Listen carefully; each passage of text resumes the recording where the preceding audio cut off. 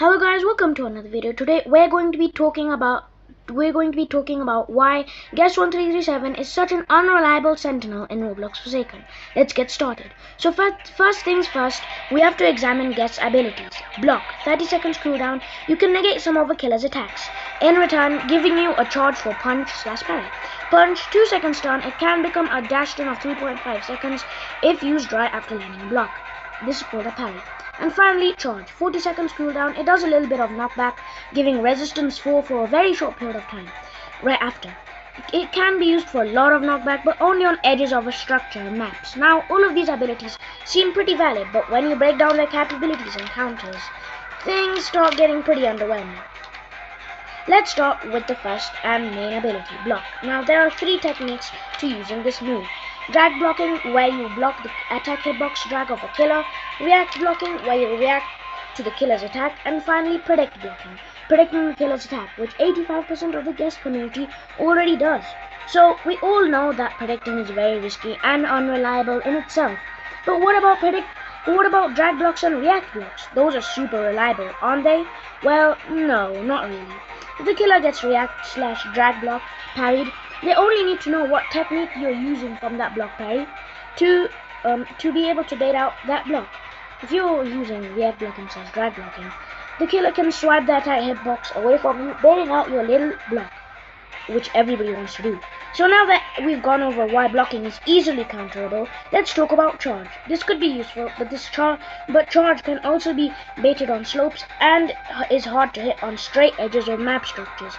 And the 40 seconds cooldown isn't much of a savior either.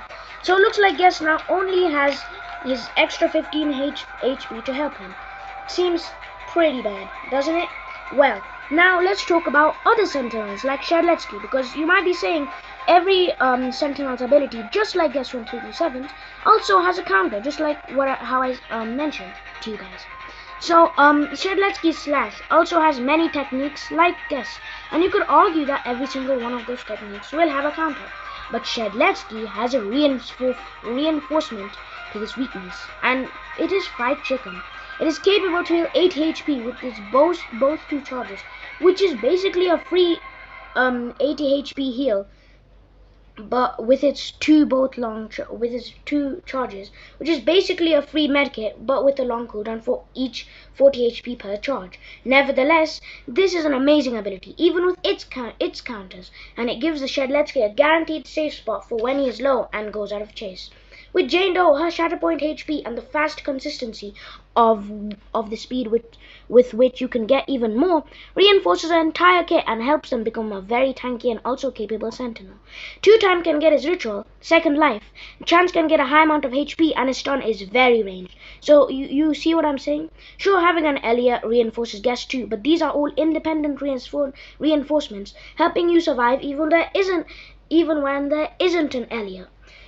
Because, to be honest, using Guest 1337 is much more of a gamble than using Chance, when his kit is based on gambling itself. But really, in my opinion, you should use sentinels like Jane Doe, who is a very consistent character. Although, let me know what you guys think in the comment section down below.